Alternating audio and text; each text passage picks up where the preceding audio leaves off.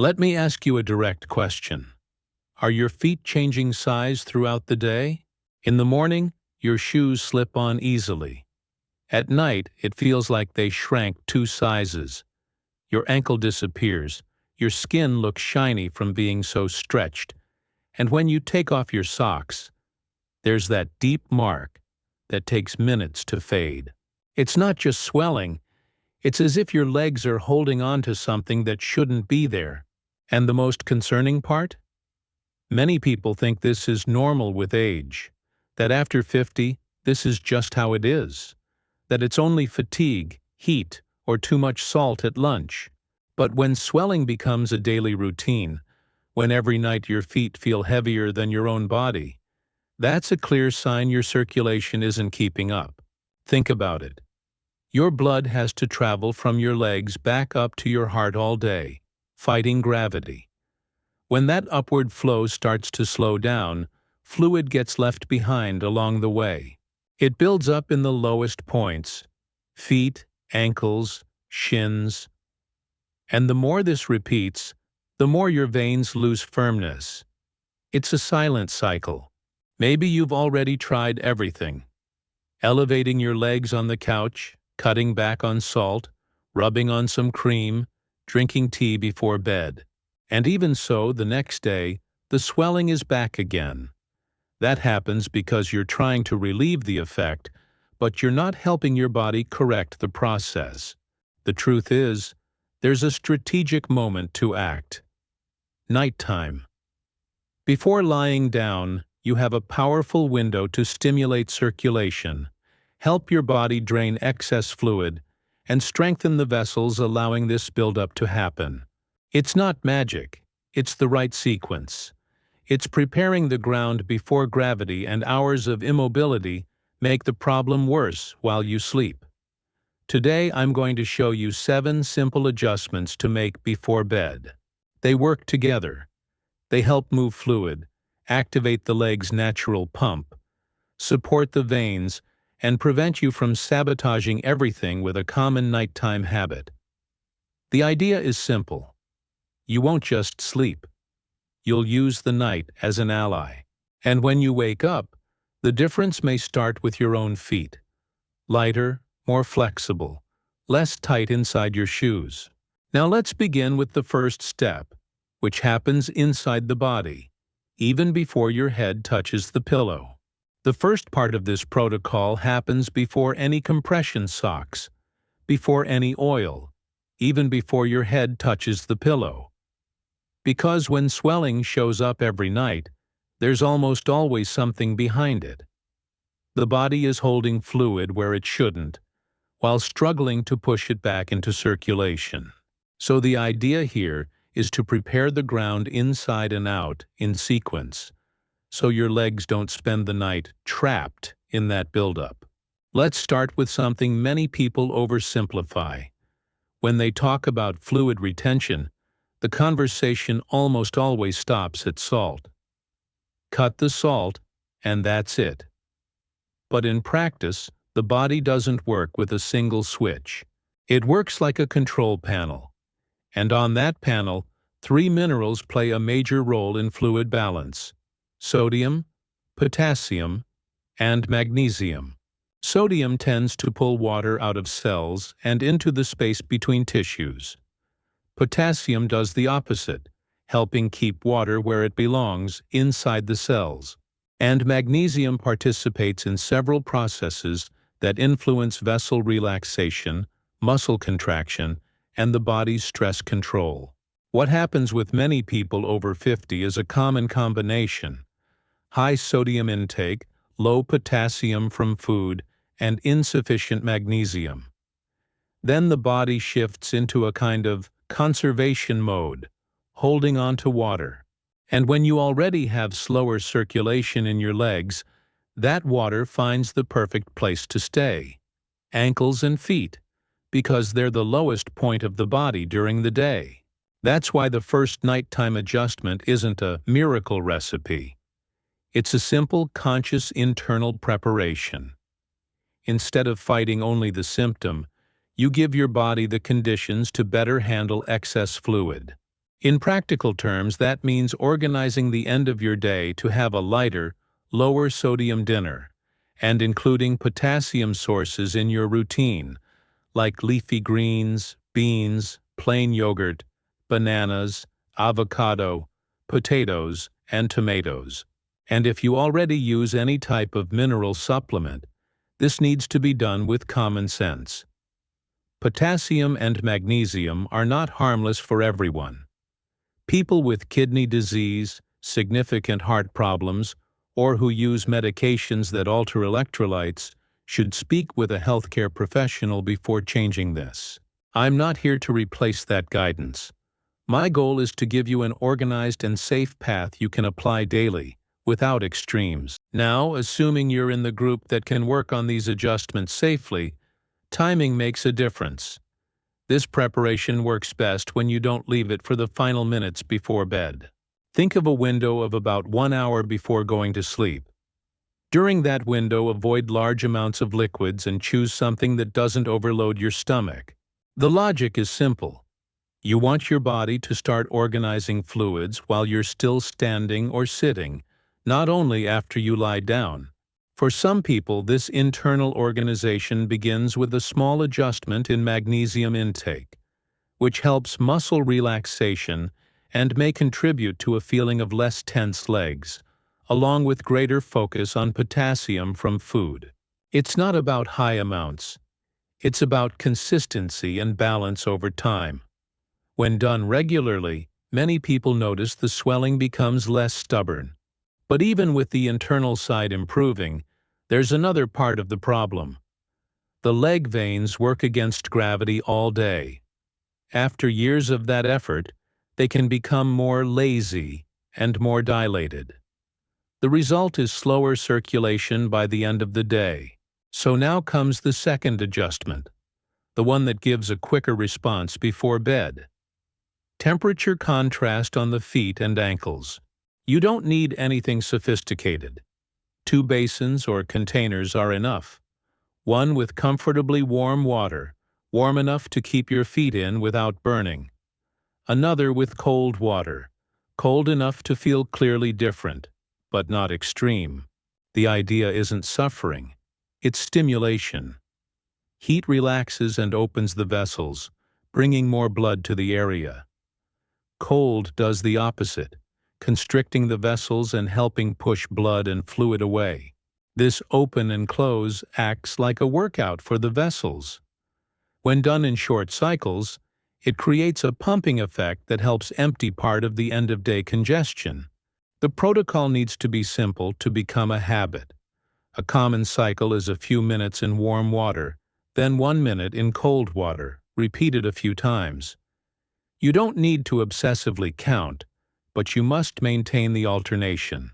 The point is, when you finish with cold water, then dry your feet well, the body tends to respond by bringing fresh blood back to the area, helping relieve that heavy feeling. If you have cold sensitivity, skin problems, open wounds, neuropathy, or reduced sensation in your feet, do this carefully or avoid it. Safety comes first. After the contrast, you've already given a strong push in the right direction. But there's a third adjustment that makes a big difference, because it uses something you carry with you all day: your calves. Many people call the calves the body's second pump, because every time they contract, they squeeze the deep veins and help push blood upward. The problem is that by the end of the day, you sit, relax, and the calves stop working. Then fluid stagnates. That's why simply elevating your legs on the couch with just a pillow sometimes isn't enough. It helps, but it can be slow. What speeds things up is combining elevation with movement. Here a simple exercise comes in, done lying down, that doesn't require conditioning. Lie on your back near a wall and place your legs up against it, extended comfortably. The goal isn't to suffer with stretching. It's to stay in a position where your feet and shins are above heart level, helping gravity work with you instead of against you. The game-changing part is adding ankle contractions. Point your toes forward, as if stretching the top of your foot. Hold for a few seconds. Then pull your toes toward you, as if bringing them closer to your shin, and hold again. This simple movement activates the calf like a pump, repeatedly. You can do short sets for a few minutes. It doesn't have to be a long session. What matters is movement quality and consistency night after night. If you get a cramp, reduce the intensity and go slower. If you feel sharp pain, stop. The expected sensation is light effort, not pain. When you combine these three adjustments, you address the problem from three angles at once. First, you improve the internal scenario that favors fluid retention. Then you create mechanical stimulation in the vessels with temperature alternation. Finally, you use elevation with muscle contraction to actively push up what was trapped. Keep it simple enough to fit into a normal night. Think of it as a short care ritual to end the day feeling lighter. Over time, you'll notice small but clear signs. Your foot fits better in the morning, sock marks are lighter, your ankle looks more defined, and stiffness decreases. In the next part, we'll move to what maintains results overnight and works on vessel structure with practical actions that don't require strength or expensive equipment.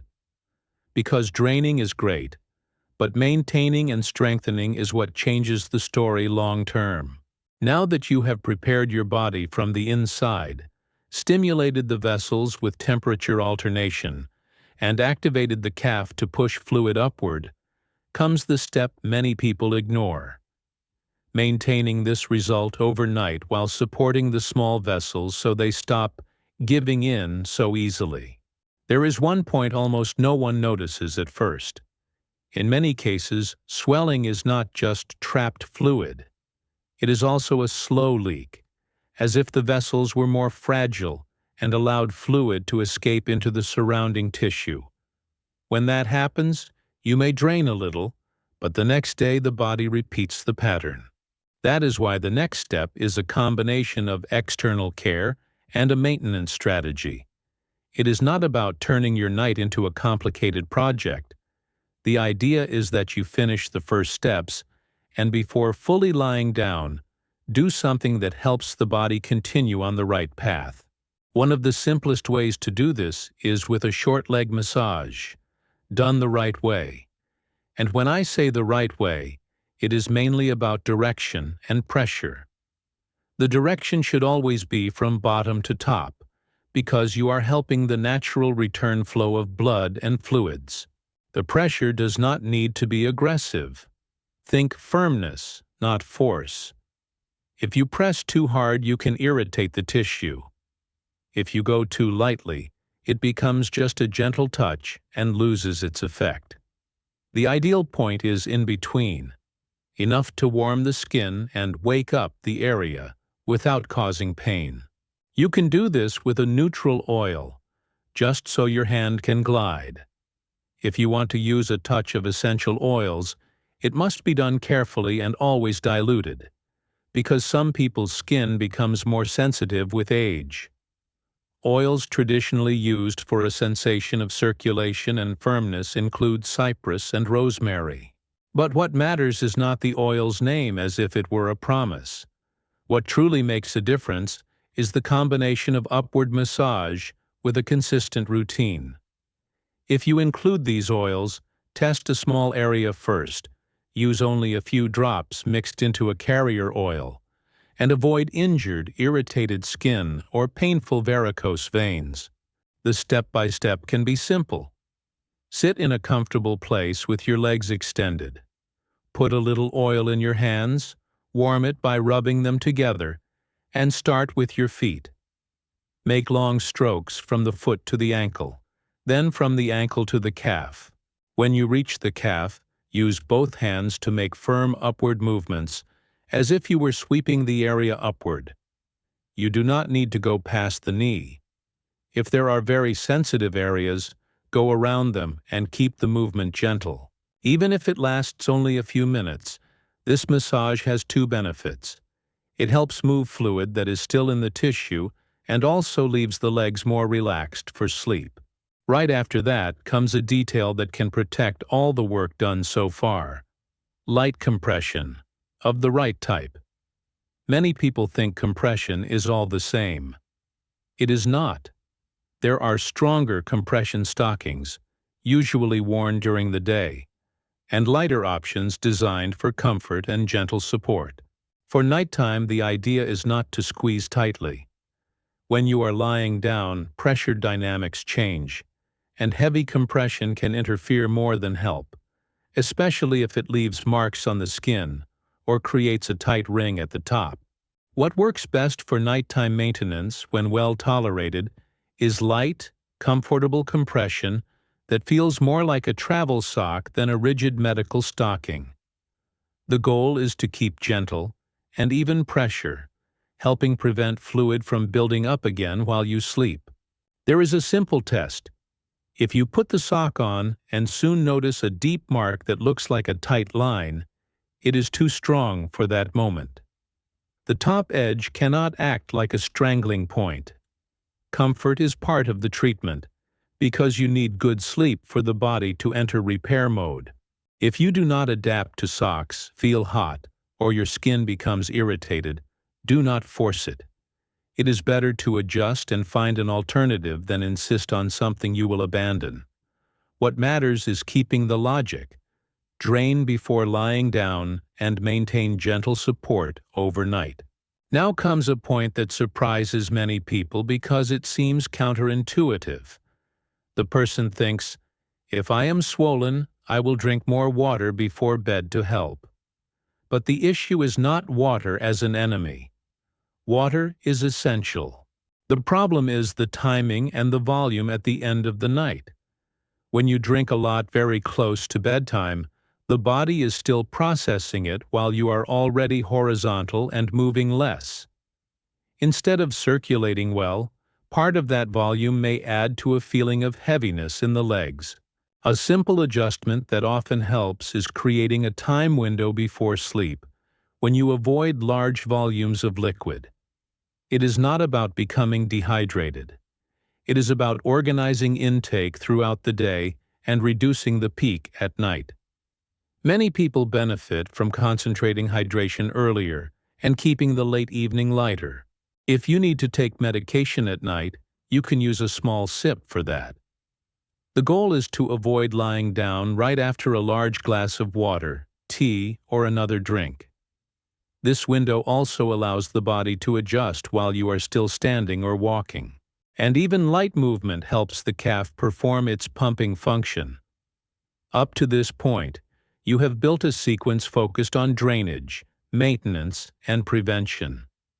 When swelling is frequent, many people also look for internal support for vessel structure, especially when the issue seems chronic.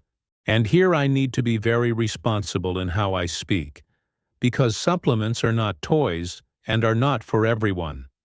Even so, there are plant-based compounds used by many people with the idea of supporting circulation and vessel integrity, such as horse chestnut extract and pine bark extract. The point is not to treat this as a guaranteed cure. The point is to understand the intention. These compounds are chosen by people who want to support the firmness of vessel walls and reduce the tendency of leakage into the tissue. If you are thinking about using something like this, 2 rules come before any brand or dose. The first is safety. If you use blood thinners, have a history of bleeding problems, kidney disease, liver disease, or are under heart treatment, you need to speak with a healthcare professional who knows your case before starting any supplement. The second rule is quality and standardization. If you use it, choose products from a reliable source and follow the label, without increasing the dose thinking it will work better. More does not mean better. Sometimes more only means more risk. And why do many people prefer to take this type of support at night? Because sleep is the period when the body tends to prioritize repair and maintenance. It is not that the supplement performs a miracle while you sleep. It is that a nighttime routine helps a person stay consistent, and consistency is what usually separates "I tried for 3 days" from a noticeable result after weeks. Now there is a final detail that seems small, but can work against all of this if you ignore it. It is the way you sit and lie down. Crossing your legs for long periods can compress important vessels in the thigh and knee region, and may worsen slow return flow. The same applies to sleeping with one leg tightly over the other. You do not need to stay rigid like a statue, but you can make a simple adjustment. Keep your legs more aligned, and if you sleep on your side, place a pillow between your knees to reduce pressure and twisting. This support also helps the hips and spine, so it is a double benefit. Notice how in this second part, everything has one common goal: not allowing the body to undo during the night the work you did before lying down. Massage helps push and calm the tissue. Light compression, when appropriate, provides gentle containment. The window without large amounts of liquid avoids late overload. Internal support, when safe for you, targets structure. And posture prevents unnecessary compression. And most importantly, it does not need to be perfect. It needs to be repeatable. If you do this most nights, you create a new pattern. And when the pattern changes, the body responds. As the weeks go by, the goal is not only to wake up less swollen. It is to feel that your legs are yours again, with more lightness at the end of the day, more comfort when putting on shoes, and less stiffness. In the end, what you built here is not just a list of loose tips. It is an organized ritual, a sequence with a beginning, middle, and end. First, you prepare the body from the inside, helping fluid balance throughout the day and avoiding excess at night. Then you stimulate the vessels with temperature contrast, as if waking up circulation that became slow. Next, you use elevation with active foot movement to turn the calf into a pump in your favor. Later, you reinforce with upward massage, maintain with light compression when appropriate, respect the window without large volumes of liquid before bed, and, if safe for you, consider internal support aimed at vessel structure. Do you see the difference? It is not about hiding swelling. It is about helping the body work better. Many people over 50 begin to believe that swollen feet at the end of the day are just part of aging. But aging does not mean accepting constant discomfort as inevitable. The body still responds to stimuli, still adapts, still learns new patterns. It just needs consistency. One single day applying all this may bring temporary relief. But weeks of repetition are what begin to change the scenario. And there is one detail worth repeating. Small habits can sabotage big efforts.